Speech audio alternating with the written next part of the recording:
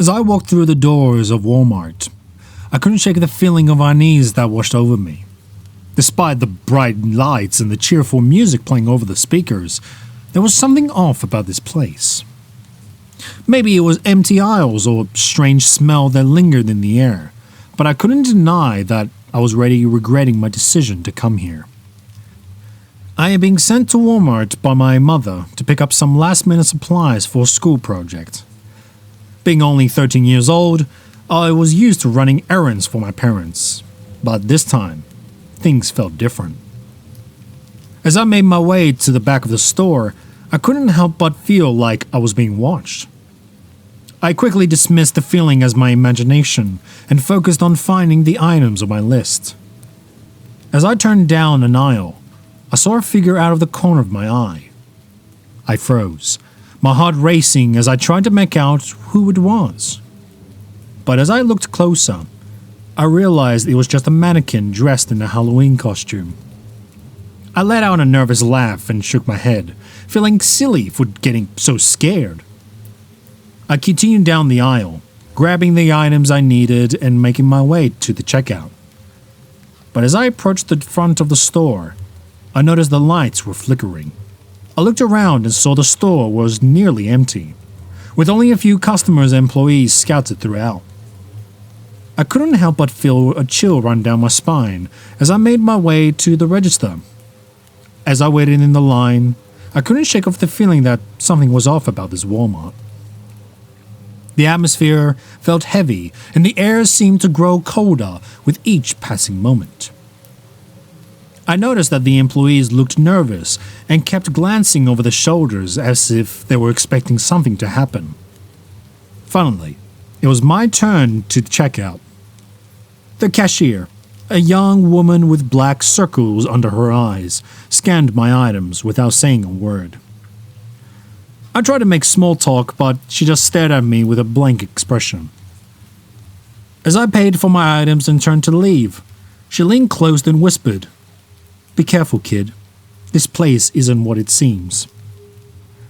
I shuddered as I made my way out of the store, wondering what else she could possibly mean. But as I stepped outside, I realized the sun had already set and darkness descended upon the parking lot. I quickened my pace, eager to get home and away from this strange Walmart. But as I walked towards my car, I noticed that the parking lot was now empty. The few cars that had been there when I arrived were now gone, leaving only my own car in the vast expanse. I felt a sense of panic creep over me as I fumbled with my keys, trying to unlock the door as quickly as possible. As I finally opened the door and climbed inside, I couldn't shake off the feeling of being watched. I quickly started the car and pulled out the parking lot, relieved to be leaving from that place behind. But as I drove down the road, I noticed that I was being followed by a black car. I tried to shake off the feeling of unease, telling myself that it was just a coincidence. But as the car continued to follow me, I couldn't help but feel a sense of dread. I decided to take a detour, hoping to lose the car and make it home safely. But no matter how many turns I made, the black car continued to follow me. My heart was pounding in my chest as I realized that I was being followed by someone or something from that strange Walmart. I finally pulled into my driveway and quickly ran inside, locking the door behind me. I was about to call my parents and tell them what had happened when I heard a knock on the door. I cautiously approached the door and looked through the peephole, but there was no one there. Just as I was about to turn away, I saw a figure standing on the porch. It was a tall, shadowy figure with glowing red eyes.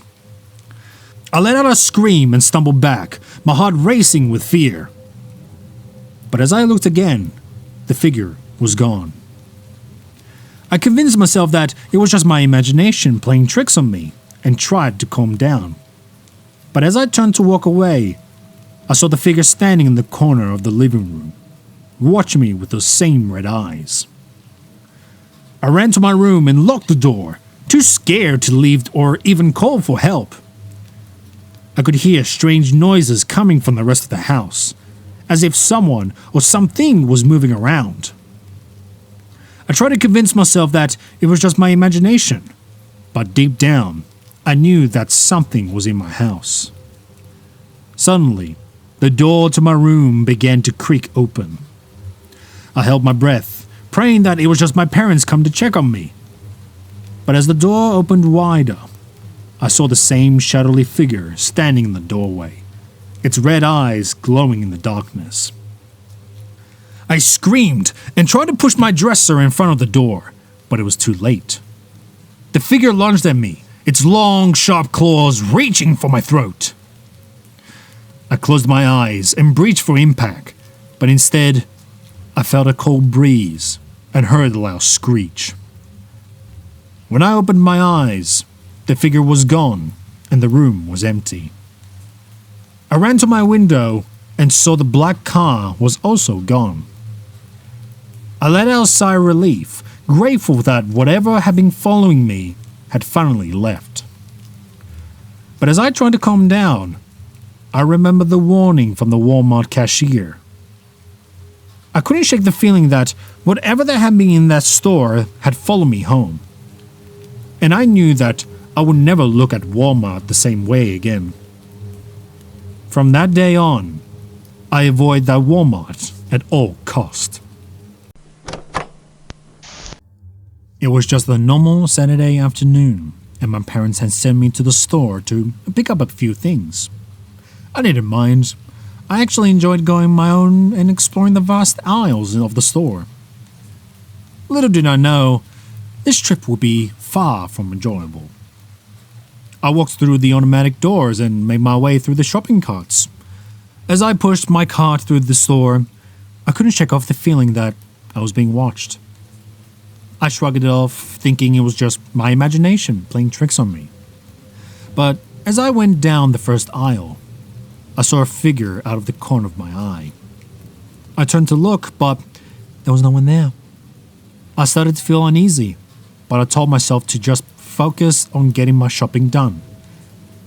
As I continued to make my way through the store, I noticed that there were hardly any other customers around.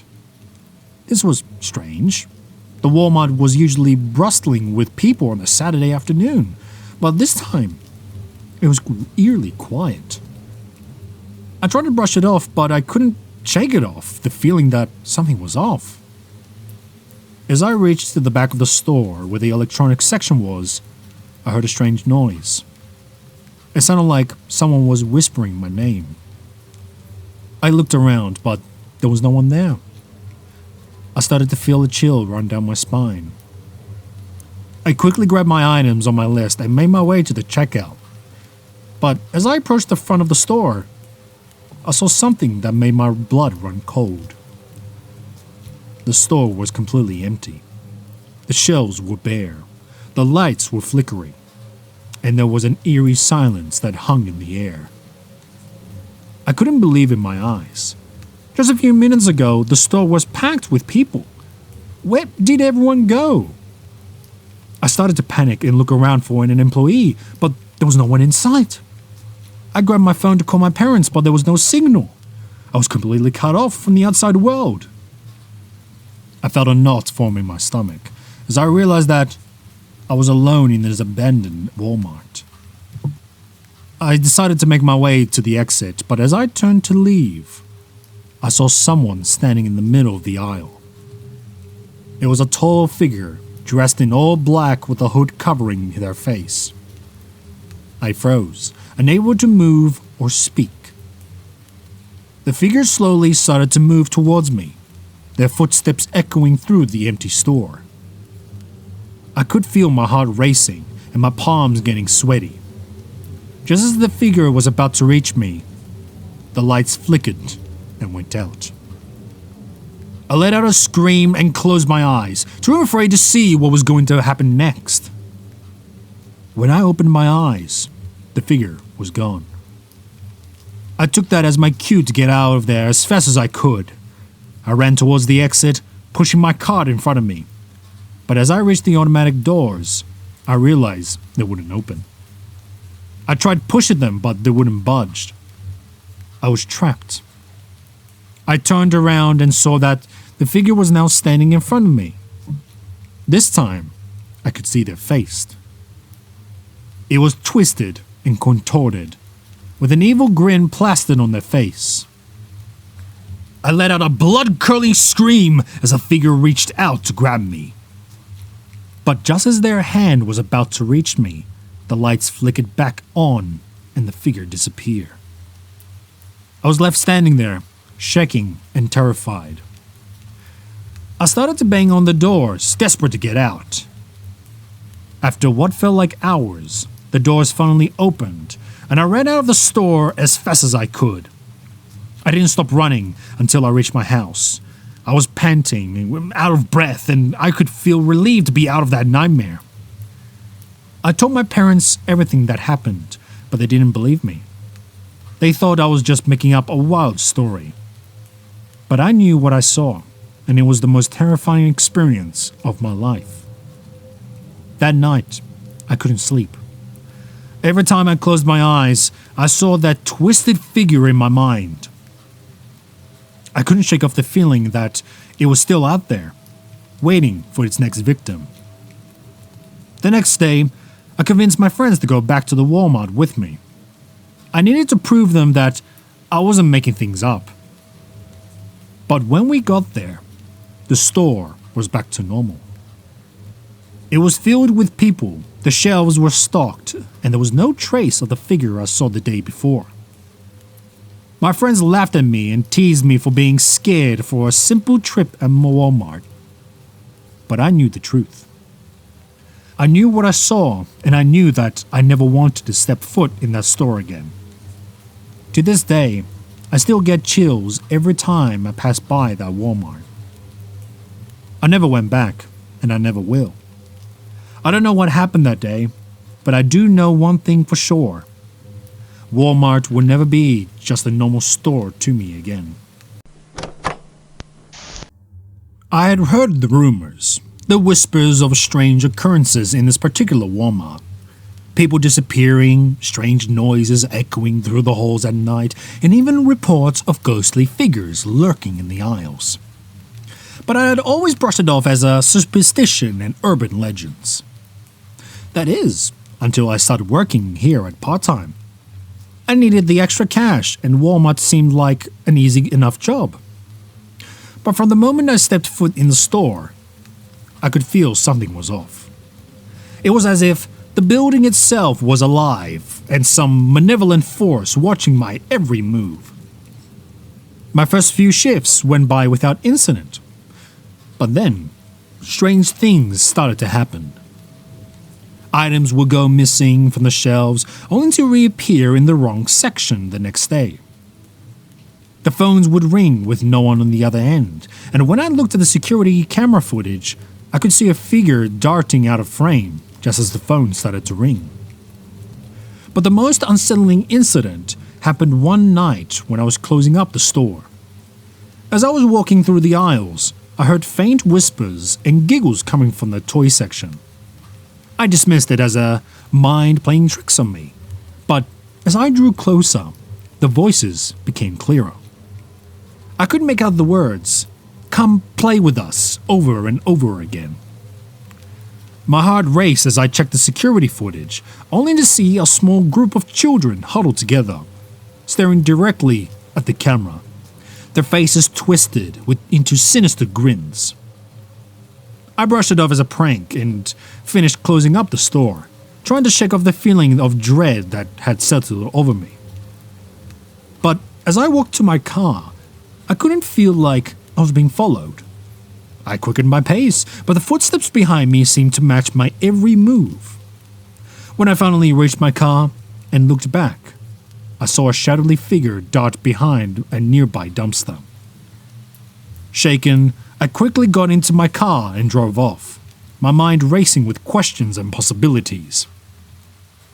The incidents only seemed to escalate from here. One night, as I was stocking shelves near the back of the store, I heard a loud banging coming from the employee break room. Assuming it was just some co-workers playing pranks, I went to investigate. But when I entered the room, there was no one there. The cabinets were open and the chairs were knocked over as if someone had been frantically searching for something. But the most unsettling part was the message written in what looked like blood on the wall. You're next.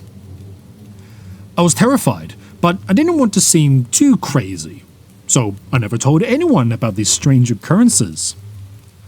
I started to feel more dreadful going to work. The once familiar aisles now seemed like a labyrinth filled with unknown dangers. One night, I was working the graveyard shift. I heard a loud crash coming from the electronics department. I cautiously made my way towards the noise, my heart pounding in my chest. When I arrived, I saw that the shelves were in disarray and the TVs were on the ground, shattered. But what might caught my attention the most was the figure standing in front of the shelves, its back facing me. It was tall and slender, its skin a sickly pale color. Its long arms hung limply at its sides, and as it slowly turned to face me, I saw that its face was blank, with no eyes or mouth. I let out a blood-curdling scream, and it seemed to echo throughout the entire store. I couldn't move, frozen in fear as the creature started to slowly walk towards me. I couldn't take my eyes off it, unable to look away from the blank face that seemed to be staring into my very soul. As it got closer, I could feel its cold breath on my face and its bony fingers reaching to touch me. And then, just as suddenly as it appeared, it disappeared, leaving behind a faint smell of sulfur. I quit my job that night, unable to handle the terror that seemed to lurk behind every corner of that store. But I couldn't let go of the questions that plagued my mind. What was that creature? And what did it want from me? I couldn't shake the feeling that it was just still watching me, even when I was like miles away from that cursed Walmart. But the incident that only solidified my belief in the supernatural was when I stumbled upon an old newspaper article about the Walmart. Apparently, the store was built on an old burial ground, and the developers had ignored the warnings of the native tribe who had considered it sacred land. The spirits of the tribe were said to have been disturbed, and the restless souls now haunted the store, wreaking havoc on anyone who dared to set foot inside. I could finally put a name to the terror that plagued me. The Walmart was cursed. To this day, I refuse to set foot in that Walmart, and I want anyone who would listen to stay away. But I can't help but wonder, are the spirits still trapped in these walls? Will they ever be at peace? And all I know is that I will never enter a Walmart again, and I urge you to think twice before setting foot in one as well.